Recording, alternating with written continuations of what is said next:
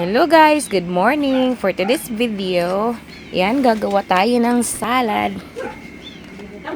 Ayan, ilalagyan ko ng toasted bread.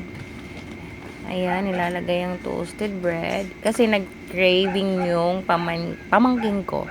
Gusto niya kumain ulit ng ganito. Kaya lang, problema, wala na yung dressing na nakasanayan namin.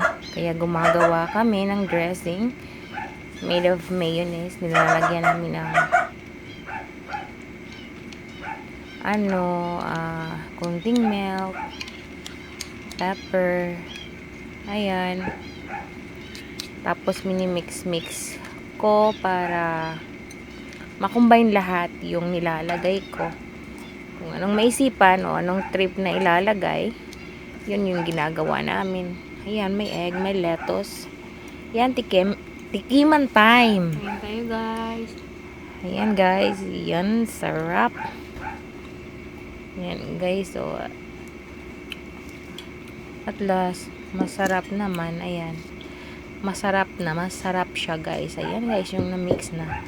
So, thanks for watching. Bye! Please follow for more.